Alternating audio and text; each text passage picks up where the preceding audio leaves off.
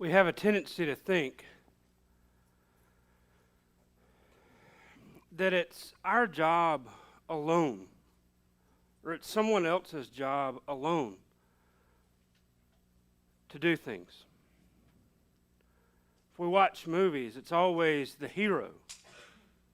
You know, that person who gets fed up with everyone around them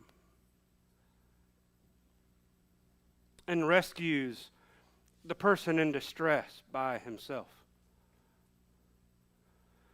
We tend to think that, hey, I can pull myself up by my bootstraps and do things all alone. And because of that, we have this tendency to assume that, you do you, but I'm not going to be expected to help you with that. Especially if I'm not sure that I really support or agree or even care about what you're doing. And yet we live in a world that is so connected that in a period of a few months, a virus can spread and saturate all over the entire world. We live in a world that's so connected that the greatest way of dealing with problems in the world is no longer through military might, but through economic policies. At least if you follow and agree with what Thomas Friedman says, writing 20 some odd years ago in The Lexus and the Olive Tree.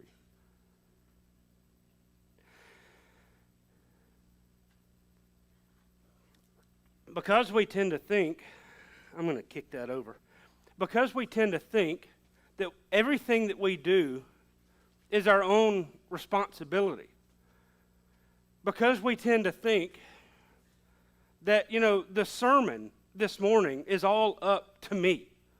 Have you ever felt like that? Maybe not the sermon, but if I don't minister to or teach this Sunday school class or do this, if I don't accomplish this, then it will not get done and no one else will do it.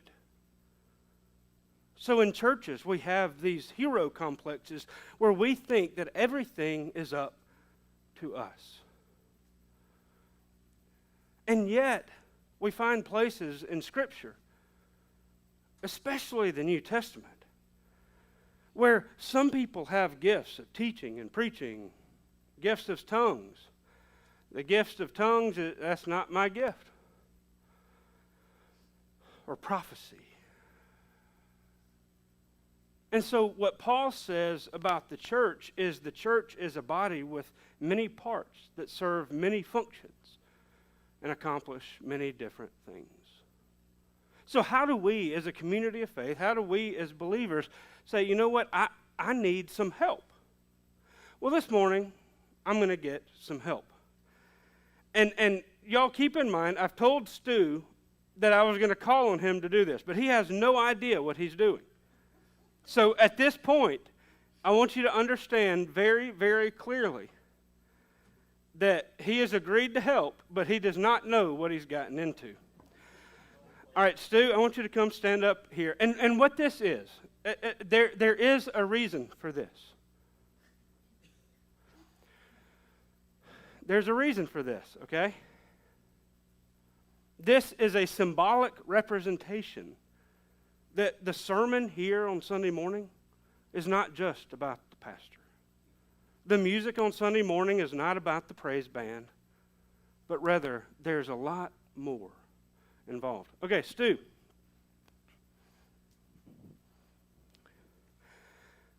Now, this is true. You're not going to understand it. It's not going to make sense. Hopefully, I'll bring it back together by the end of the sermon. You don't have to read anything. No, I just need a warm body. The success of this sermon depends on your being able to follow through with what I'm about to tell you to do for the whole sermon. So I'm glad you're standing. I need you to take this Bible and hold it up with both hands throughout the whole sermon. Don't let it fall. Don't let it pass to anyone else.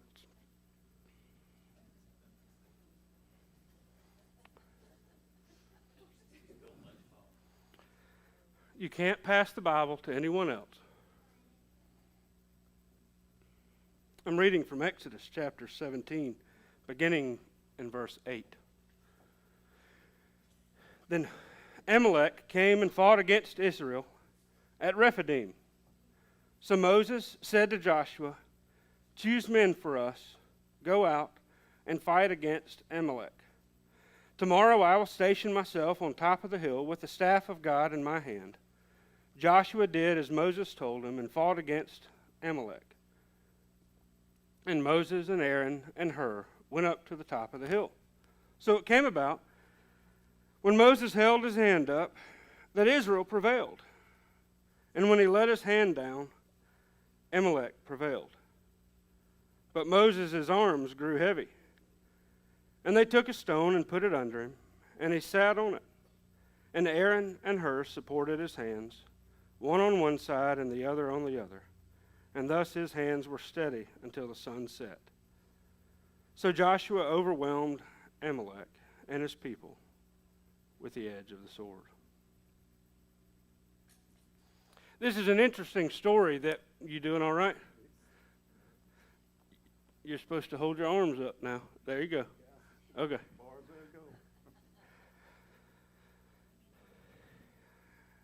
So what happens here is this is occurring right after the people of Israel, before they get the Ten Commandments, and right after this water flows from the rock. They've left the kingdom of Egypt. And so they have no military might, no power. They have a lot of money because, after all, when God was done with the Egyptians were bribing the people of Israel to leave. But they're wandering around in the wilderness, presumably on their way to the promised land, the land that God promised to Abraham, to Isaac, and to Jacob. I bet right now Stu's wishing that I'd speed this process along. And on their way to the promised land, they encounter different armies. One of those are the Amalekites. Now keep in mind, the people of Israel have no weapons. They're not very military proud. They don't have military experience yet. They're slaves that have been liberated with lots of money, lots of gold, lots of silver, lots of cattle, lots of sheep, and lots of people. But no real fighters. And so you have this thing where we have Joshua and we have Moses on the one hand. And so you have a leader who's done some of the best things to date that Israel has ever seen. He's brought these tribes of Israelites out of Egypt, out of slavery, simply by obeying God. But the people were scared, they were scattered, that they could not be unified in and of themselves. And then there's Joshua. Now, if you think about it, Moses and Joshua could be very different people. Have you ever seen a leader? Maybe it's a minister in a church. Maybe it's at work. And you have this great person that's doing so well, and you have this follower, and it looks like that follower is usurping them. You know what I mean? Imagine for me, you're humping a lot. What do you call that when you're clearing your throat a lot? You okay? Is that your way of telling me to hurry up? Okay. You want some coffee? Okay. Well, somebody can tilt it back for you. And so what happens, remember with King Saul. Remember with King Saul and David. You have this person who's anointed as king by God. And it's easy, so very easy, for Saul to get paranoid and say, you know what?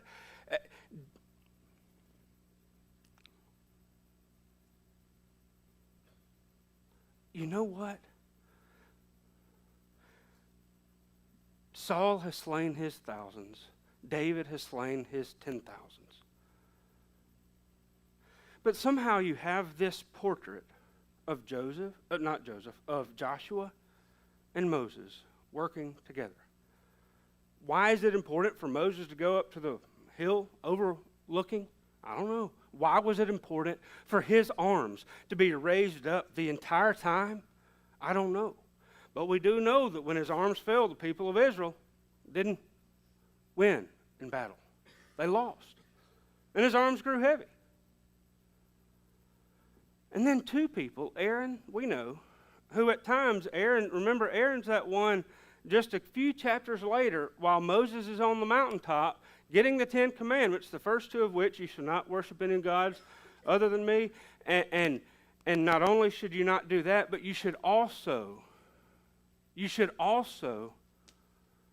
not make any graven images. The first two commandments, and the people of Israel violate that when they get the 10 Commandments. And what are what are they doing? Oh, Aaron's the one who throws. Aaron's the one who throws the gold in the fire. At least that's his reasoning, his theory. I just threw the gold in the fire and outwalked these two calves. And then Hur. Who is Hur? Is that like the Ben-Hur?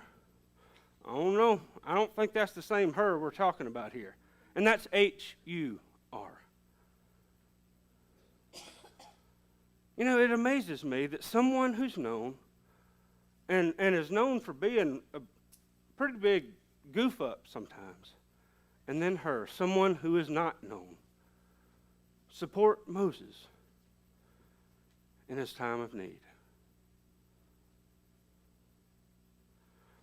And Moses is in the process not of leading the battle. That's what Joshua's doing. Moses is in the process of supporting Joshua and the rest of the people as they fight.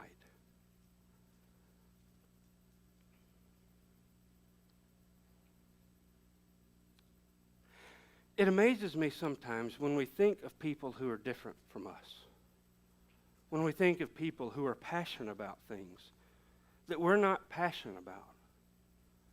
It's not that we're necessarily dealing with people who are starkly opposed to us. It's not that we're disagreeing with people, but it's just that, you know what, I don't have the heart to do children's ministry. Y'all, I don't have the heart to do children's ministry. Let me say that again. I do not have the heart to do children's ministry.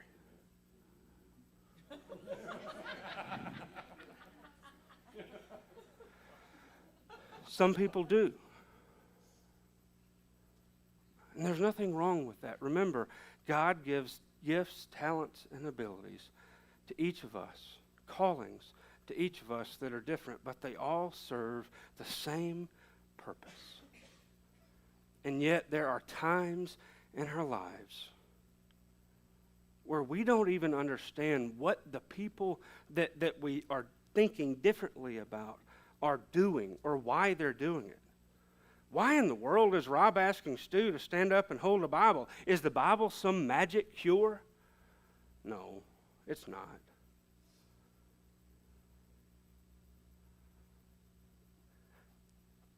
But here's the thing. When we go through life, we have a world of people around us that are hurting, that are desperate, that are broken. Sometimes these people are starkly opposed to the things that we value in life. Sometimes there are things that are just different that we don't understand. Sometimes there's something as simple as, I see the value in children's ministry, but that's not my calling. But you know what? There are times in each of our lives where even when we do not understand what the person is doing or why the person is doing it, or sometimes we feel like we are placing our trust in a preacher that is doing something foolish and stupid in the middle of a sermon. And even when we don't understand it, even when we don't understand why, we can step up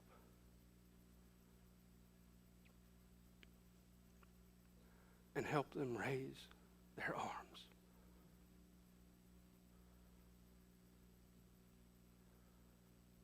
There are times where we can help them stand up and raise their arms.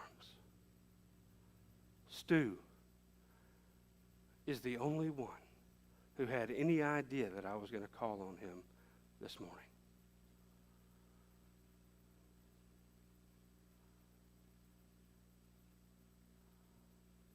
And yet, 3 people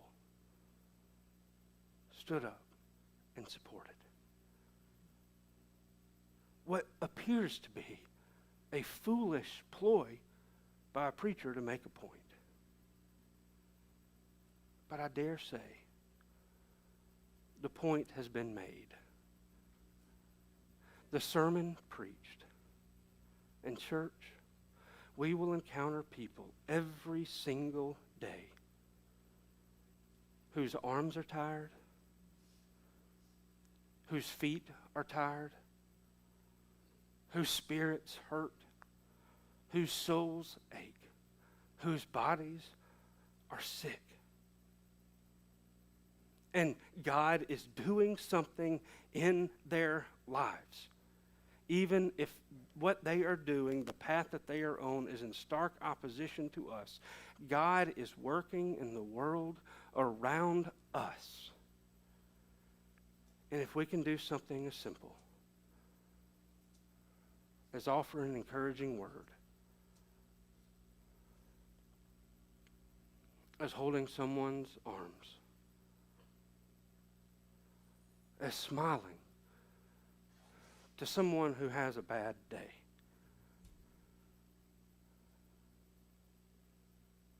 it may not seem like much. It may not understand.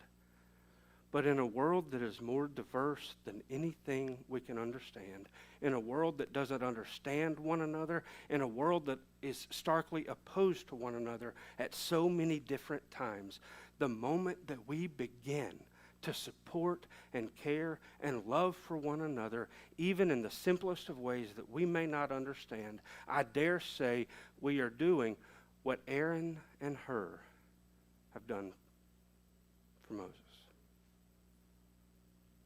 And I can't help but think that when Jesus says, pray for those who persecute you, love your enemies, that the love that Jesus is talking about is not just a feeling. That the prayers that Jesus is talking about is not just, God, help them see that I'm right, but rather, it's God, mold them, shape them, and use me in the simplest of ways to do your work in the world around me. And it occurs whether we are 3 or 4 years old in school, whether you're a teenager, or whether you are a much more mature Christian that may think you have no value in life. Jesus thought everyone was valuable. May we do so as well. And you know what? Our names may not appear in the book. No one may know our names. But God will still do God's work. Let's pray.